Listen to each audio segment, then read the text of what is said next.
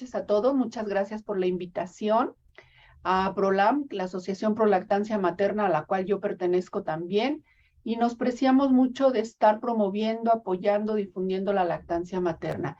Y hoy tengo el gusto de compartir con ustedes dos grandes temas que, como decía en un principio, son de las buenas prácticas de la lactancia y se denominan calostroterapia y tetanalgesia. Para ello, quiero iniciar declarando que no tengo ningún conflicto de interés y que en esta imagen muestro yo todos los logos de asociaciones, colegios, federaciones a los cuales yo pertenezco y que por supuesto en cada uno de ellos siempre está de manifiesto mi postura pro lactancia. Entonces, pues sin más preámbulos, vamos a dar inicio. Espero no tener dificultades aquí con los avances de la pantalla. Bueno, miren, para mí es muy importante antes de hacer el abordaje formal de cada uno de estos temas, como neonatóloga, que justamente en este mes estoy celebrando mis 30 años de ejercer la neonatología formalmente dentro de una institución que es el Hospital Civil de Guadalajara. Aquí muestro yo justamente pues el recorrido histórico que ha hecho desde 1792, que fue su construcción inicial y que ha funcionado en forma ininterrumpida hasta la fecha 2023. Por algo se ha constituido como una institución bicentenaria declarada Patrimonio de la Humanidad, porque es una joya arquitectónica preciosa. Y ahí al frente vemos plasmado en una obra artística de Gabriel Flores, si no estoy equivocada, a su fundador, que es Fray Antonio Alcalde, y cuyo legado quedó muy vigente, y no se diga para uno de los temas que voy a hablar, en donde su hashtag, dirían los jóvenes actualmente, es a la humanidad doliente.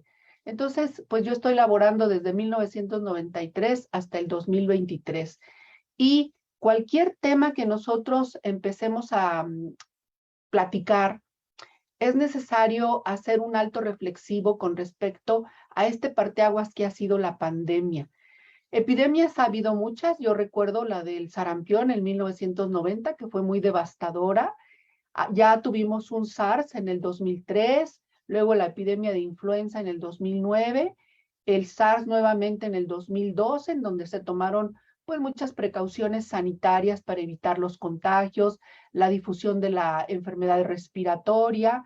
Pero bueno, como ustedes bien saben, la tecnología ha permitido que se identifique ahora cómo ha sido la presencia infectante del SARS-CoV-2 desde 2019, denominado en forma general desde China, COVID-19, que llegó con nosotros en marzo del 2020 y aún permanece en este 2023.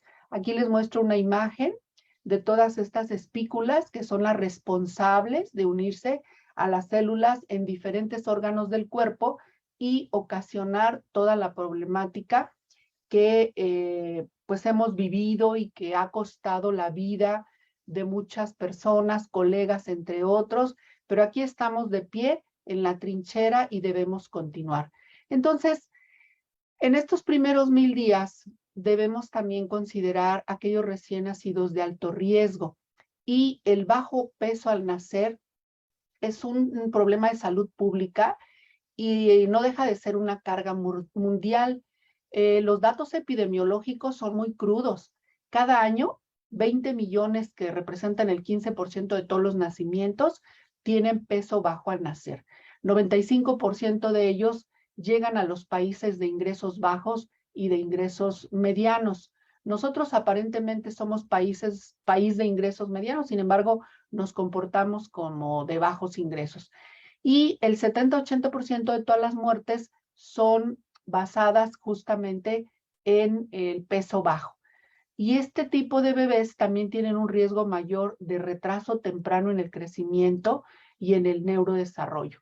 Y ustedes pueden observar esta gráfica en donde este tipo de pacientes pues entran a las unidades de terapia intensiva y son sometidos a procedimientos múltiples como los que ustedes pueden apreciar en la diapositiva. Sin embargo, no pretendo ser cruenta, sino simplemente muy realista, porque son bebés que cuando entran a las unidades de cuidados intensivos neonatales, si bien es cierto que la tecnología de punta nos ha permitido brindarles atención médica más digna, por ejemplo, pueden observar ustedes esta incubadora que es Drager, que el costo, bueno, supera los miles de pesos, que llega al millón, y nos da la posibilidad de monitorear y tener bajo mucho control a este grupo de bebés de alto riesgo. Pero en torno a eso están con bombas de infusión, con perfusores, con múltiples medicamentos, los tenemos en ayuno, probablemente con fototerapia, con aminas, con ventilación de alta frecuencia, como es el caso que ven ustedes ahí este ventilador. Tienen antibióticos, múltiples medicamentos, tubos, sondas, nutrición parenteral, lo cual les da los accesos vasculares múltiples en su organismo.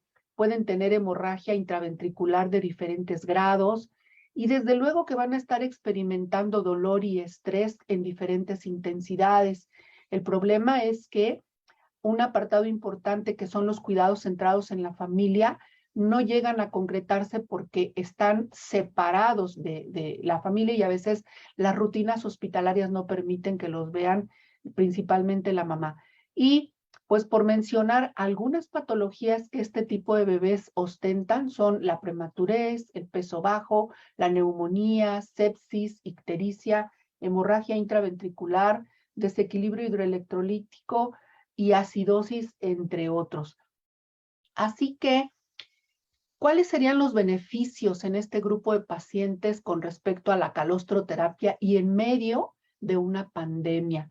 Bueno, pues ya les mencioné toda la serie de procedimientos, el abordaje que se hace con los bebés y existen muchas áreas de interés para nosotros como profesionales de la salud que consisten en disminuir la morbimortalidad de estos bebés, evitar la sepsis en su variante de temprana y tardía, de tipo nosocomial, la enterocolitis necrosante, el poder iniciar en forma rápida la alimentación enteral completa. Otro de los elementos también, pues es que pronto puedan abandonar las terapias e irse con sus familias, es decir, acortar sus estancias hospitalarias.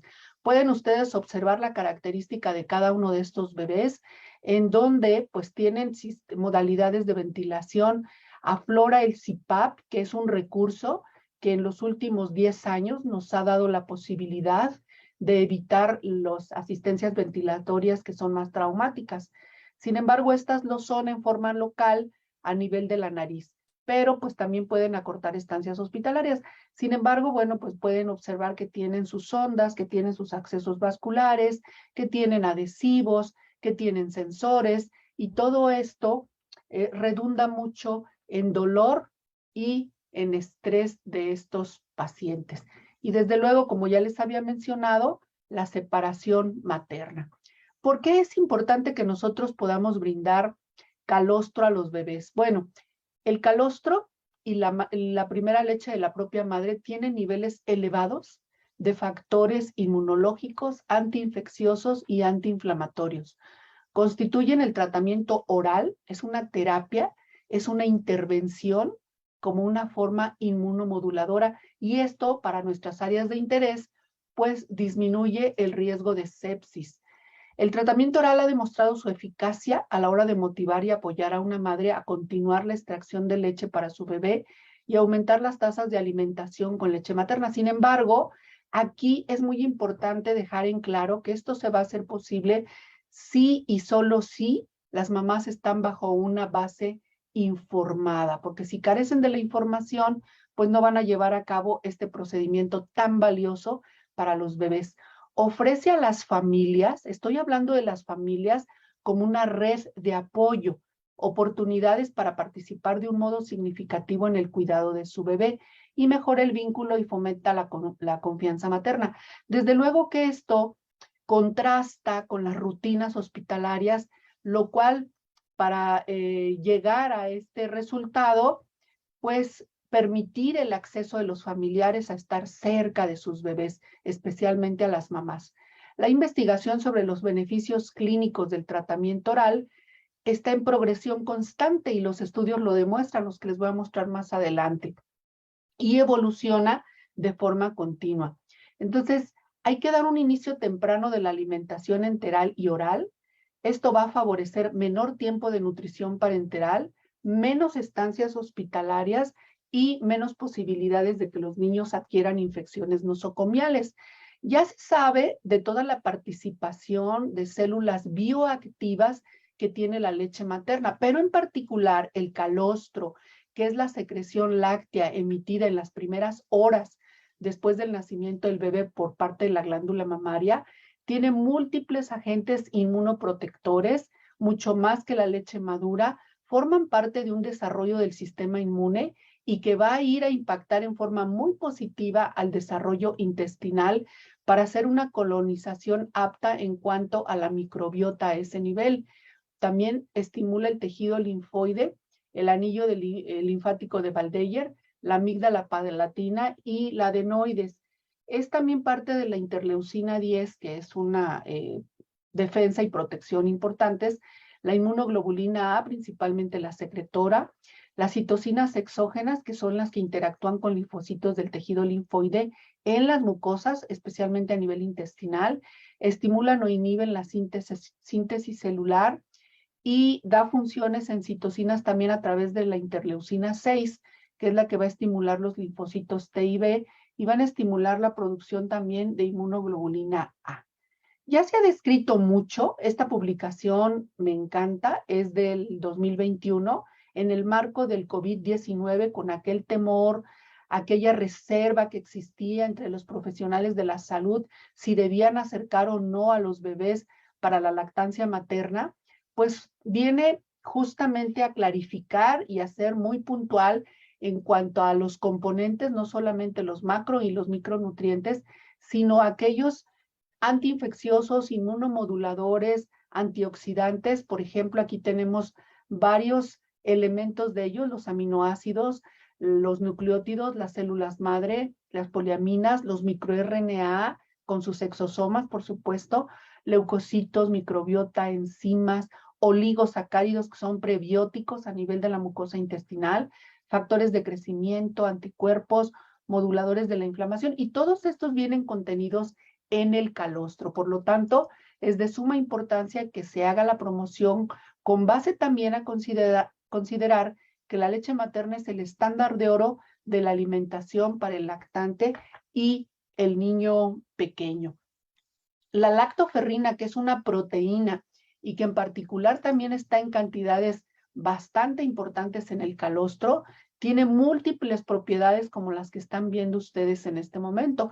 Es un inmunomodulador, antitumoral, antiinflamatorio, hipoferrémico, antiparasitario, antimicótico, todas estas funciones que ustedes pueden observar, pero durante la pandemia y en los análisis que se hicieron a nivel molecular, se pudo establecer que también tiene propiedades antivirales que impiden que haya una unión entre los receptores del coronavirus con las células del organismo. Y de esta manera se evita el contagio. Así que la lactoferrina, pues desde luego que tiene múltiples funciones, y en la calostroterapia, pues es parte de lo que nos explica este elemento antiinfeccioso.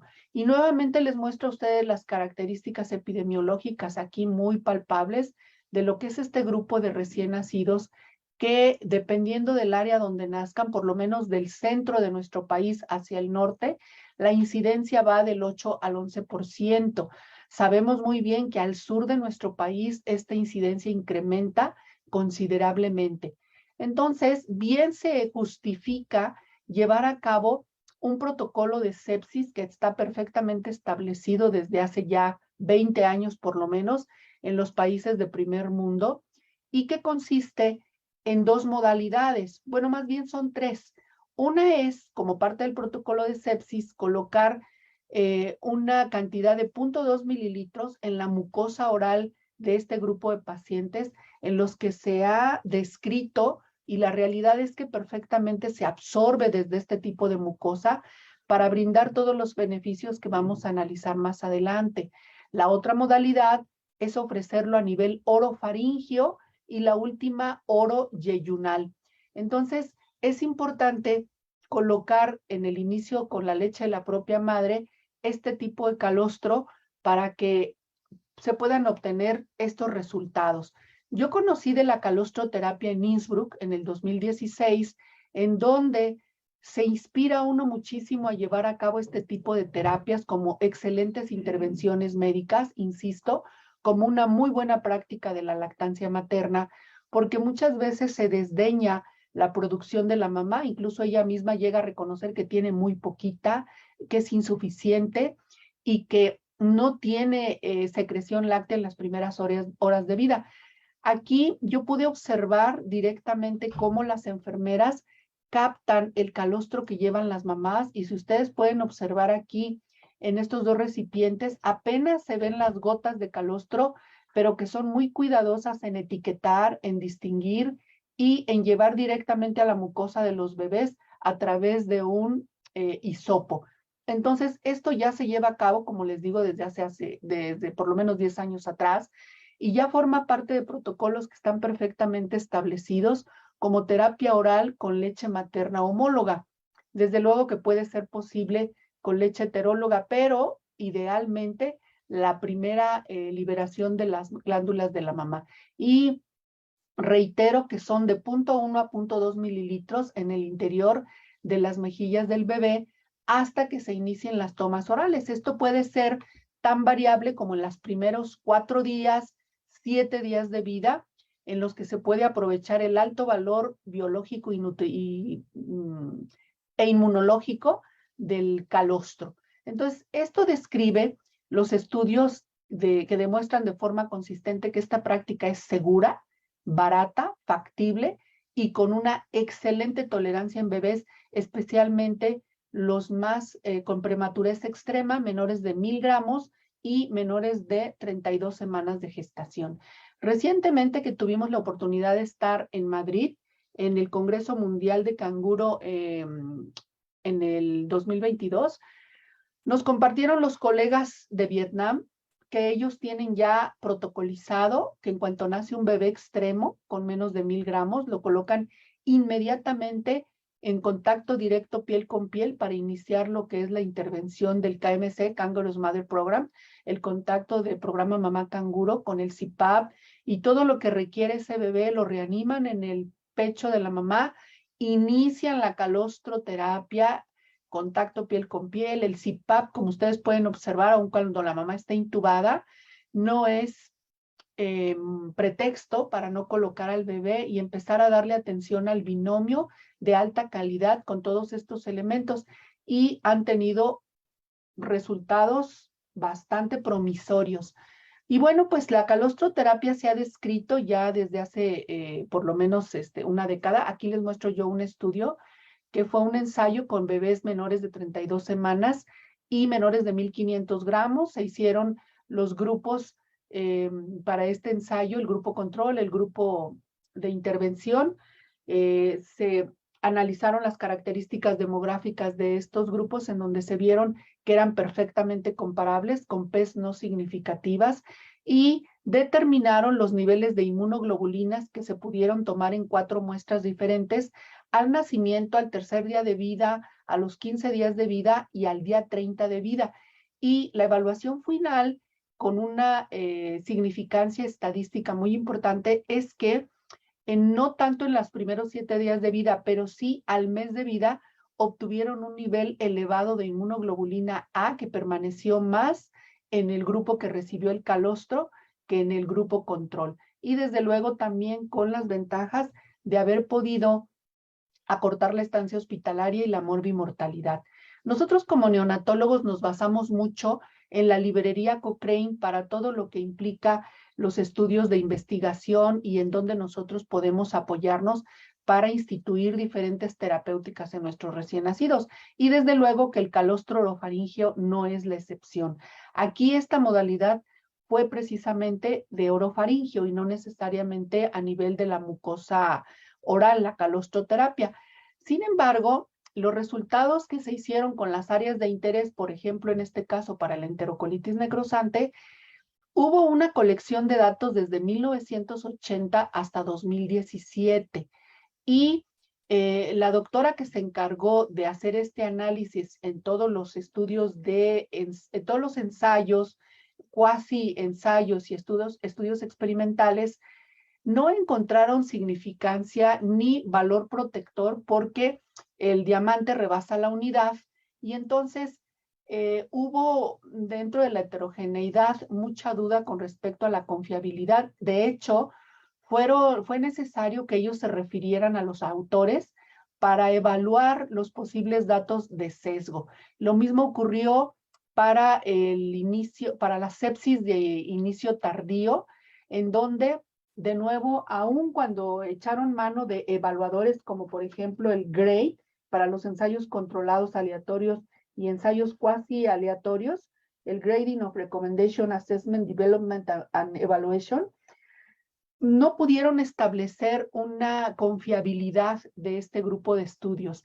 Entonces, es importante resaltar que las poblaciones que se analizaron para cada uno de estos estudios eran pacientes de menos de 37 semanas, desde las 28 hasta las 37 semanas, que desde luego son rangos muy amplios para la finalidad del alto riesgo. No puede ser evaluable el de 28 contra uno de 37. Y de igual manera, de 410 gramos de peso al nacer a 2 kilos 400. Entonces, había datos de mucha confusión en donde este grupo de variables pues no terminaban de ser confiables.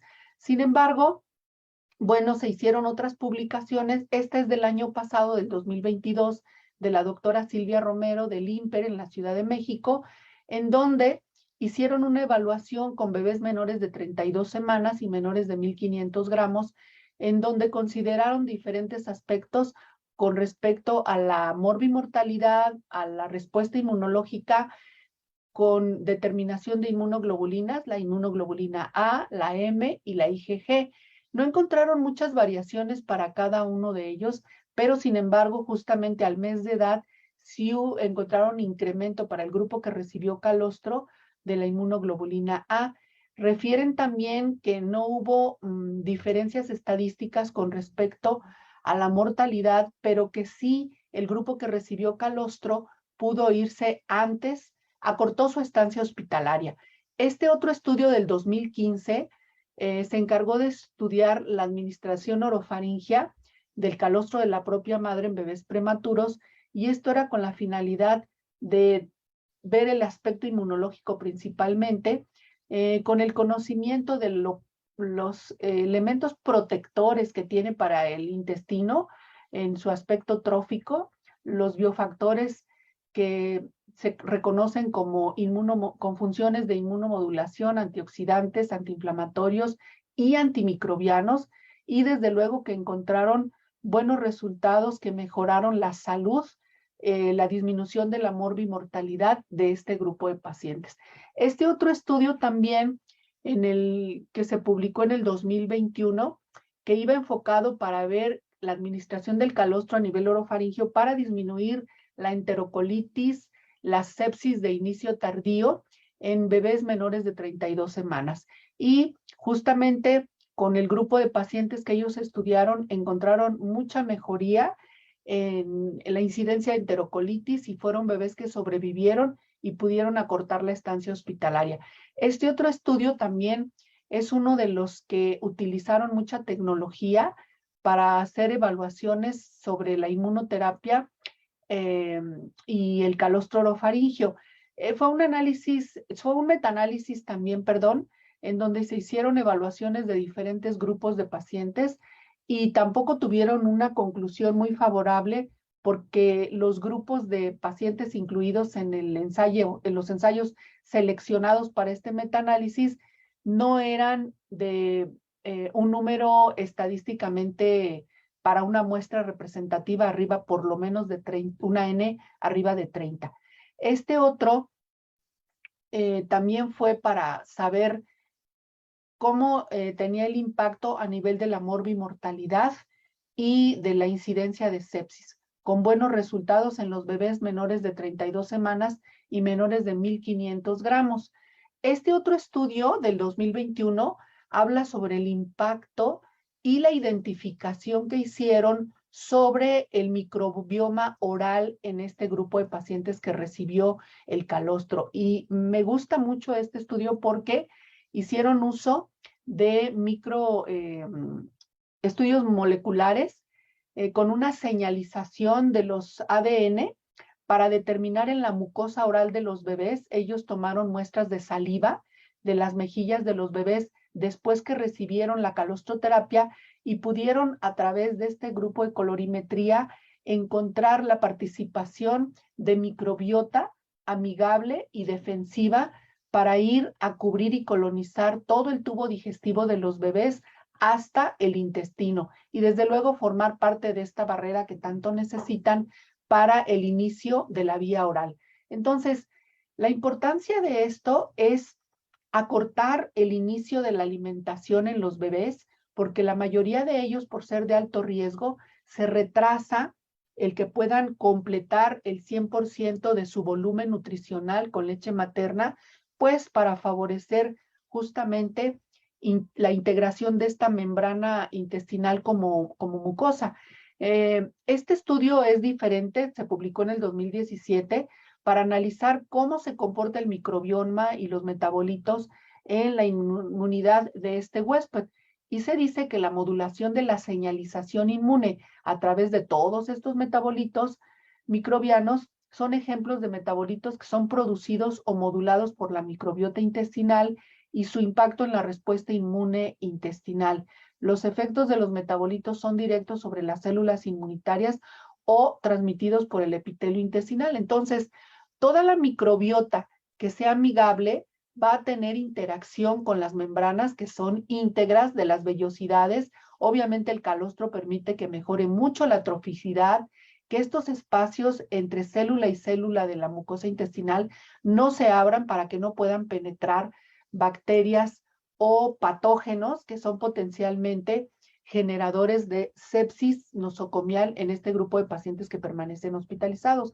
Y los reactores inflamatorios pues se ven neutralizados cuando tenemos una correcta colonización y esto desde luego que se deriva por una buena alimentación, empezando por la calostroterapia, dando continuidad en el inicio de los volúmenes tolerables por los bebés hasta completar su alimentación con leche materna.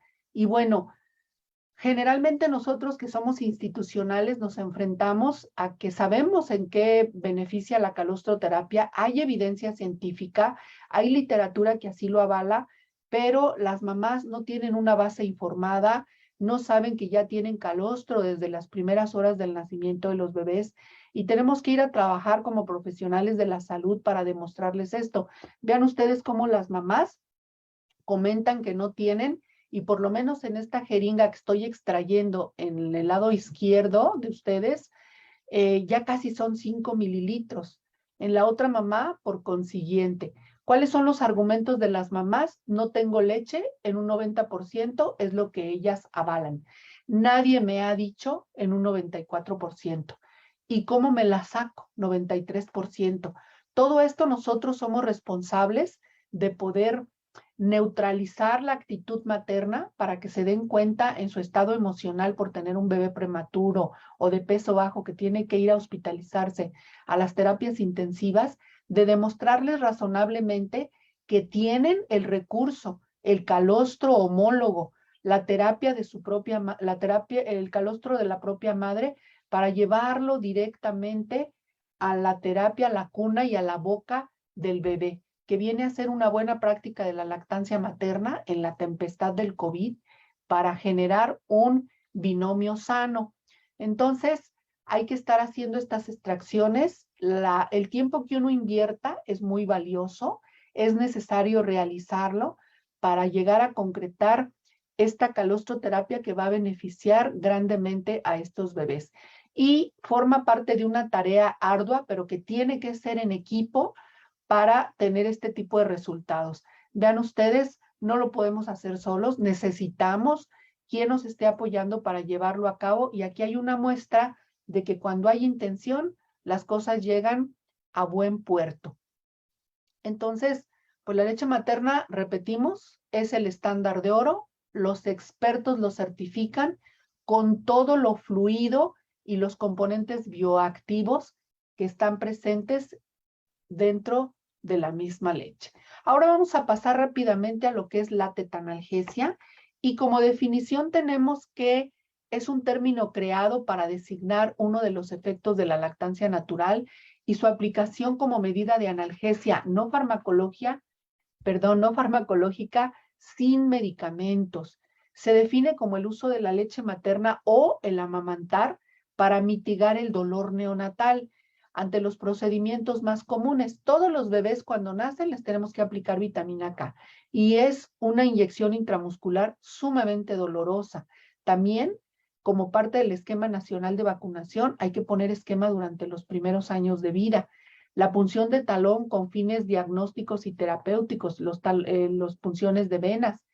Y el mecanismo que tiene la leche materna es multifactorial. Su solución dulce hace que trabaje indirectamente en receptores opioides, además de la succión y el contacto piel con piel. Es decir, logramos triple efecto. Y todo esto está avalado por la Asociación Española de Pediatría, que fueron quienes hicieron la propuesta desde el 2008, la Organización Mundial de la Salud, UNICEF, la Academia Americana de Pediatría y la WABA, que es la World Action Breastfeeding Alliance. ¿Qué nos interesa mucho a todos? A todos nos debe de interesar la perspectiva del niño sano con base en su función cerebral.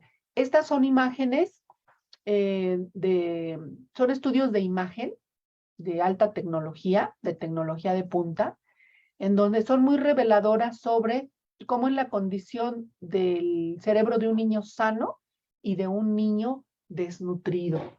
Entonces, ¿cuál es el mejor recurso para la nutrición desde el nacimiento? Es la lactancia materna. Aquí me voy a detener un momento para hacerles mención de que nosotros tenemos bebés recién nacidos que nos perdemos el haber iniciado desde el primer día de la concepción y por lo tanto no sabemos a cuántos factores de riesgo estuvieron expuestos, pero sí sabemos que existe la epigenética de la placenta en donde se pueden dar innumerables insultos.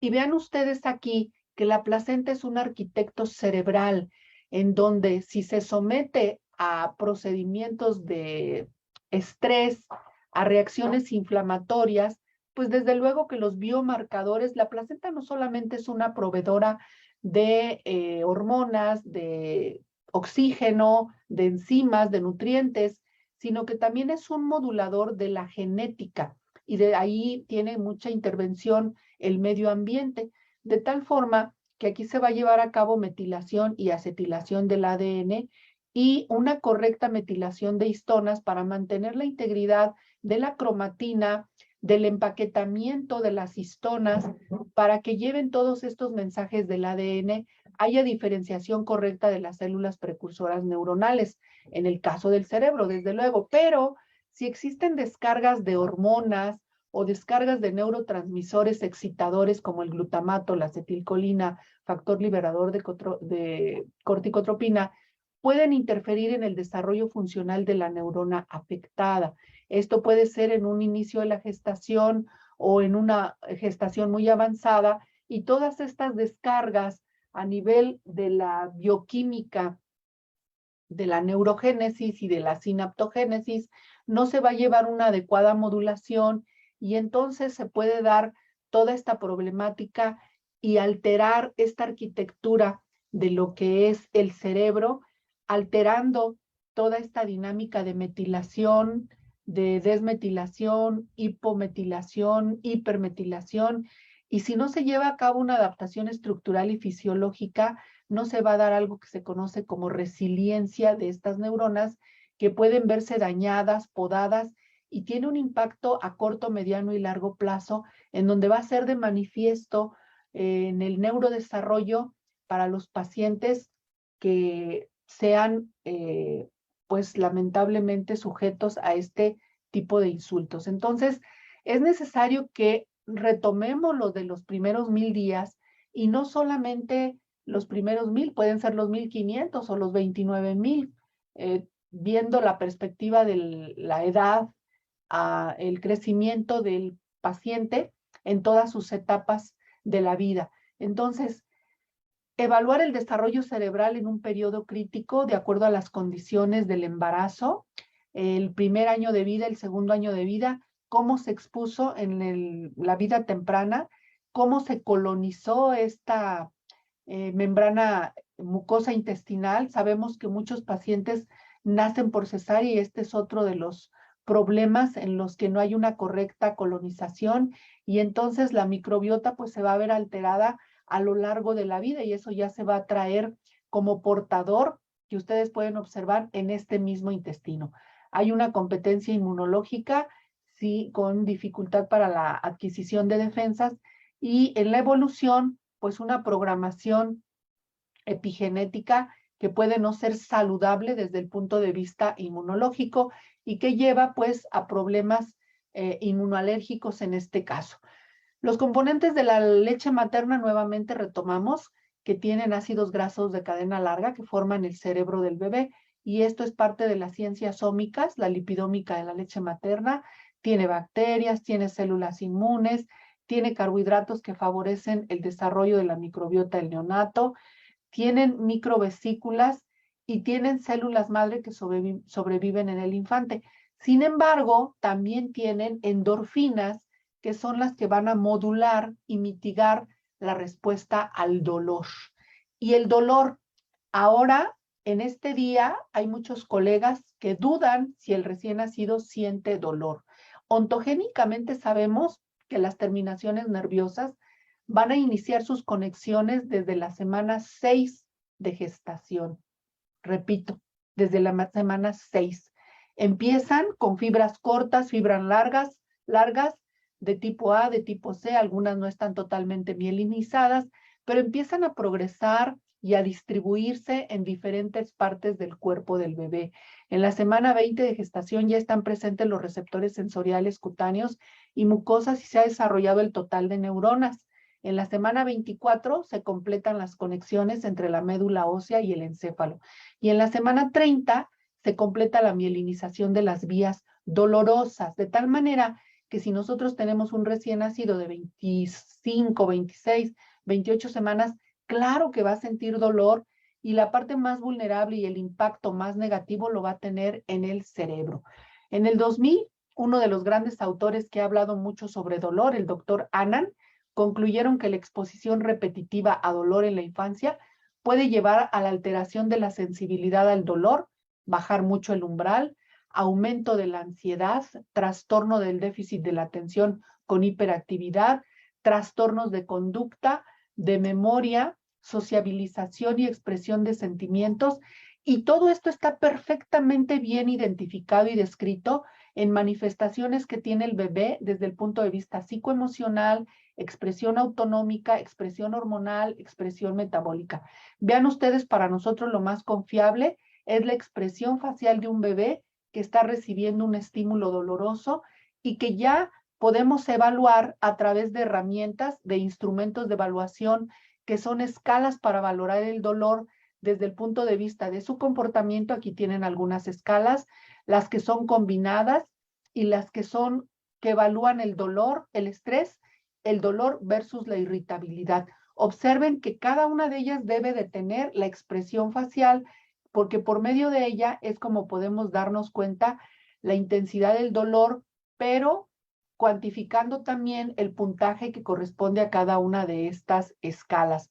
Entonces, el tratamiento del dolor debe ser una prioridad en el manejo del paciente neonatal y es considerado en la actualidad el dolor como el quinto signo vital.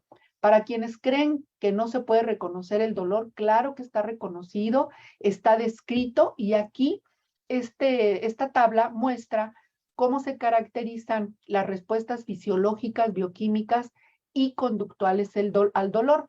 Quiero explicarles que la imagen de este bebé que tienen en la parte inferior derecha de su pantalla muestra en forma muy ilustrativa la expresión facial del bebé en donde nosotros podemos tener varios indicadores, los pliegues frontales, el cierre débil o fuerte de ambos ojitos, cómo se acentúan mucho los surcos nasogenianos, la boquita con esbozo o que un llanto muy, muy patente, el movimiento de los brazos, el movimiento de las piernas, alteraciones del patrón respiratorio y en los indicadores fisiológicos, alteraciones de la frecuencia cardíaca y de la saturación. Y todo esto lo podemos vaciar en este tipo de tablas o en las escalas de evaluación para identificar y ponerle puntaje al dolor y generar terapéuticas farmacológicas o no farmacológicas. Entonces, que están expuestos al dolor los bebés, claro que sí, dentro de lo que es un macroambiente, de lo que es un microambiente, perdón, macroambiente, y lamentablemente cuidados familiares restringidos porque no están cerca de los familiares, el contacto de las mamás, este tipo de separación viene a ser más devastador con ellos porque entonces están experimentando no solo dolor, sino estrés, disconfort, angustia, temor, y todo esto se lo llevan en el cerebro y si no lo tratamos, lo van a manifestar a corto, mediano y largo plazo en su neurodesarrollo y crecimiento para toda la vida. Vean ustedes cómo en este estudio que nosotros hicimos en el 2012 con un grupo de pacientes, todos los procedimientos que les generan dolor a los bebés y por ponerles un ejemplo, en las venopunciones, en un total de 215 pacientes, en el día podían recibir 12 venopunciones más menos 9, es decir, hasta 21 venopunciones por día, lo cual se convierte por semana y por mes en muchísimos que llegan a ser hasta 1000 procedimientos. Si ustedes contabilizan todos y cada uno de ellos, es tremendo a lo que se exponen los bebés hospitalizados. Y aquí tienen la serie de factores que les provocan eventos de estrés. Actualmente con los ruidos, el celular y toda una serie de cosas, el despachador de papel que parece matraca, en fin, hay que ser muy sensibilizados, humanizados para evitar todos estos riesgos. No quiero satanizarlos porque definitivamente por causa de muchos de ellos los bebés salen adelante, pero hay que tratar de ser lo más cautos posibles para minimizar el estrés y el dolor en los bebés. Y repito, pues todos estos, aunque son elementos necesarios que llevamos a cabo en las terapias intensivas con la finalidad de la sobrevida de los bebés, no dejan de tener un impacto negativo en el órgano más vulnerable, que es el cerebro. La UNICEF ha declarado en el punto número 7 los derechos de los niños hospitalizados. Cada niño debe de ser protegido del dolor, de tratamientos y procedimientos innecesarios. Hay descripciones que están muy bien, que están publicadas en el Nature en el 2008, donde hay preocupación de profesionales que no son de la salud y que se enfocan a identificar la riqueza mental de las naciones, en donde ven una línea del tiempo desde que nace el paciente con las características epigenéticas, nutricionales, ambientales y sus estilos de vida a lo largo del tiempo, el apego al tabaco, a problemas dietéticos, más sus factores de insultos, la herencia, la diabetes, hipertensión, todo lo que son patologías familiares y cómo se van comportando a lo largo del tiempo para determinar su capital mental, su bienestar mental y cómo van a estar en la etapa de adultos, si es que tuvieron un desempeño laboral, en el momento de su retiro, cómo va a ser su calidad de vida. Entonces, lo han descrito como los elementos desde la cuna hasta la tumba. La riqueza mental de las naciones habla principalmente de este desarrollo mental y hacen la diferencia de lo que es el capital mental y de lo que es el bienestar mental. ¿A qué se refiere cada uno de ellos? Bueno, pues el capital mental son los recursos cognitivos como los emocionales, la capacidad cognitiva de las personas, su flexibilidad y eficiencia en el aprendizaje y su inteligencia emocional o habilidades sociales y resiliencia frente al estrés, contribuir a la sociedad y tener calidad de vida. O sea, ¿cómo vamos a ser productivos con todo lo que traemos arrastrando, la raíz y este grupo de pacientes de alto riesgo? Enfóquenlo con este concepto. Y el bienestar mental es el estado dinámico que se refiere a la capacidad de las personas para desarrollar su potencial, trabajar de manera productiva y creativa, construir relaciones sólidas y positivas con los demás y contribuir a su comunidad. Ahora los psiquiatras, los paidopsiquiatras, los neurólogos, los psicólogos se están enfocando a la salud mental de los adolescentes, a trabajar con las adicciones, con el suicidio, con la pornografía. Entonces tenemos que tratar el dolor porque mucho de ello puede avanzar. En el Lancet, en esta publicación de Rockefeller Foundation, habla también de cómo estamos consumiendo el planeta en forma irreflexiva, en forma muy desordenada, la huella ecológica que estamos dejando. Y bueno, para mí el mensaje es que la tetanalgesia cuida nuestro planeta. Estamos viviendo la lamentable época del antropoceno, en donde este nombre propuesto es para una nueva época geológica demarcada por el momento en que las actividades humanas, ustedes y mías, comenzaron a tener un efecto global sustancial en los sistemas de la Tierra. Nos estamos devorando a la Tierra, ya no puede más.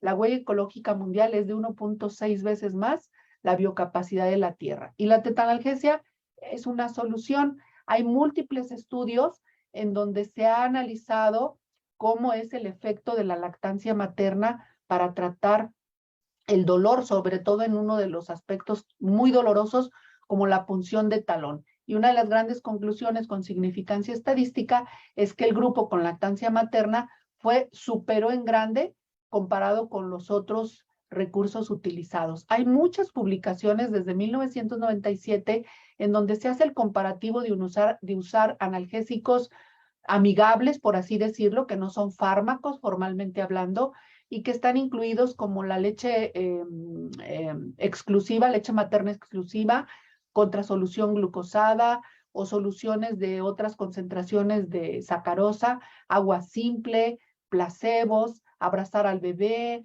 colocarlo con pacificadores o directamente al pecho, con volúmenes de leche que van desde 1 mililitro hasta 5, etcétera, etcétera. Aquí les muestro otro tipo de estudios y llegan a la conclusión de que lo mejor para tratar el dolor es el darles directamente al pecho. Lo que superó la comparación de todos estos elementos fue nutrirlos directamente al pecho, el contacto piel con piel y evitar cargas de sacarosa, sobre todo en bebés muy prematuros, por lo que representa para el hígado las dismetabolias. Entonces, con todos estos fundamentos, vamos a aterrizar con que la tetanalgesia es acercar justamente al bebé a la mamá, que succione, que saboree la leche con todas las endorfinas y toda la serotonina y melatonina que libera para mitigar el dolor y evitar que el bebito tenga este llanto y esta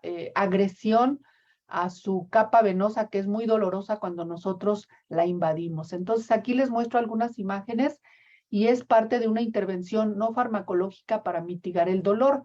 La tetanalgesia tiene la particularidad de que el bebé va a recibir el estímulo olfativo, que tiene muchos receptores en la mucosa nasal, para llevar este estímulo distractor al cerebro, a la corteza, más el contacto piel con piel y el sabor de la leche. Así sea que vamos a hacer un procedimiento o aquí que le están aplicando la vacuna, la BCG, o todos los procedimientos que ustedes pueden imaginarse para saber el grupo sanguíneo de los bebés o cuando están ictéricos o para cualquier toma con justificación médica. Es entretenido, pero es muy valioso y toda la inversión que hacemos para su cerebro va a tener un impacto muy positivo a corto, mediano y largo plazo. Esta tetanalgesia no tiene una emisión de CO2 con efecto invernadero. Es un proceso educativo con humanización para los becarios, para los profesionales de salud, del actimano al capital humano. Es fácil, económico, nutritivo y económico. Va a manejar el dolor, pero no solo eso, va a fomentar la lactancia, va a disminuir enfermedades como el síndrome metabólico, problemas oncohematológicos, inmunoalérgicos, crónico-degenerativos, facilita los procedimientos, por ejemplo, el tamiz auditivo. Espero que corra este video. Estamos con esta recién nacida, Castillo Hernández. Es una bebita de peso bajo, tiene una histeresia importante, estamos tomando determinación de exámenes y es el tercer tubo de sangre. Mamita, ¿cómo ha estado su bebé pegado al pechito? ¿Le dolió? ¿Qué hizo cuando la picamos? ¿Le pareció buena esta técnica? ¿La recomendaría? Sí, demasiado. Se llama la teta analgesia. Este es otro video, espero que hayan escuchado el Hola, anterior. ¿qué tal? Aún en este tiempo de pandemia de COVID-19, seguimos promoviendo la teta analgesia con esta Eriquita, que está muy histérica, mamá RH negativo, y acabamos de iniciar el procedimiento. ¿Qué le pasó a Eriquita, señora, con el piquete? ¿Lloró? No lloró. ¿Fuertecito? No lloró nada. ¿Le pareció adecuado este procedimiento? Sí, es muy bueno para él. ¿Lo recomendaría? Claro que sí. Bueno, muchas gracias. Bueno, como este tenemos muchos más videos, más evidencias. Tenemos un estudio de tetanalgesia que hicimos, un ensayo clínico aleatorizado, que por obvio de tiempo me da pena, no se los puedo mostrar, pero que estamos próximos a publicarlo, realizado en el Servicio de Neonatología del Hospital Civil de Guadalajara. Y bueno, aquí estas son cortesías de los colegas del Hospital General de Occidente, aquí en Jalisco, en Soquipan. Y durante la época de COVID, vean ustedes, aún con el equipo de protección personal, estuvieron generando el apego, el contacto temprano, el inicio de la lactancia, la primera hora de vida y, por supuesto, la teta analgesia. Más imágenes de lo que tenemos que estar haciendo para evitar problemas del neurodesarrollo de los bebés con una muy buena práctica de la leche materna. Hemos diseñado trípticos para que se haga la difusión de este procedimiento en donde vertimos rápidamente los argumentos por los cuales avalamos la teta analgesia. Perdón, aquí está el estudio del que yo les hablaba, discúlpenme. Fue con bebés de término de 37 a 41 semanas.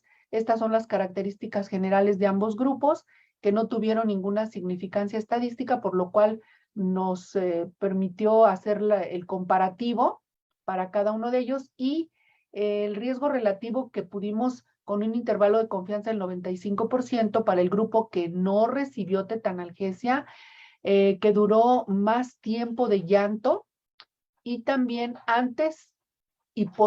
durante y posterior al procedimiento permaneció el grupo que no recibió tetanalgesia, permanecieron más tiempo con el llanto, con los movimientos respiratorios y con todo el bloque de características que manifestaban dolor con la escala de NIPS, el Neonatal Infant Pain Scale, que en la evaluación habla de que el dolor para ellos fue más intenso del grupo que no recibió tetanalgesia. Y en esta escala análogo visual de dolor en los pacientes que recibieron tetanalgesia versus los que no, podemos observar que el puntaje del NIPS fue más elevado con significancia estadística para el grupo que no recibió tetanalgesia, lo cual nos permitió concretar que la tetanalgesia tiene utilidad clínica con un riesgo reducido absoluto durante del 52% y posterior del 61%, y un número necesario a tratar durante el 5.2 y posterior del 1.3.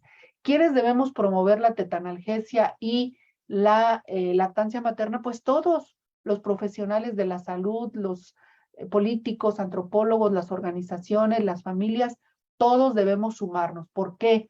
Esta publicación es del 2015, en donde de nuevo profesionales que no son de la salud observaron la problemática de la salud mental en la próxima década. Es decir, la publicación fue del 2015 y la proyección es hasta el 2025, con base en los primeros 1000 días, las oportunidades que tenemos de intervenir para que estos pacientes no estén experimentando lo que ya vivimos, la ansiedad, la depresión, las adicciones, la tendencia al suicidio, y es un llamado para que estemos actuando todos, haciendo equipo. Y vean ustedes en esta otra publicación del 2021 por la salud mental de los pacientes durante la pandemia, niños y adolescentes, pues tenemos que estar trabajando arduamente, sobre todo con los médicos jóvenes, les va a tocar hacer sus aportaciones para cómo se van a comportar estos nuevos ciudadanos que obtuvimos del 2019 a lo que llevamos del 2023. Y uno de los grandes recursos es la lactancia y de sus buenas prácticas, la teta analgesia. ¿Cuáles serán las conclusiones en cuanto a esto? Pues que de acuerdo a la evidencia científica, el dolor no debe ser parte de la vida normal de un bebé. El dolor no aliviado trae como consecuencia sufrimiento e impacto negativo en el neurodesarrollo a corto, mediano y largo plazo. La teta analgesia es un recurso natural, fácil, eficaz y económico, aún en tiempos de COVID. El personal de salud debe brindar atención neonatal con calidad, calidez y humanización. Esta es una estrategia universal para asegurar la sustentabilidad de la vida en el planeta. Médicos jóvenes, doctoras, es la oportunidad de su futuro y el de sus nietos. Evitar amenazas mundiales, el cambio climático, la contaminación, los estilos de vida, la violencia y las pandemias.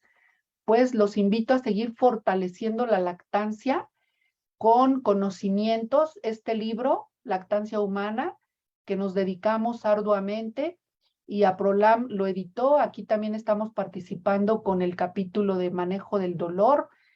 Esta es una imagen preciosa que me encanta de la Universidad de Guadalajara, en donde tiene mucho mensaje. Y desde la hermosa Perla de Occidente, agradezco muchísimo su atención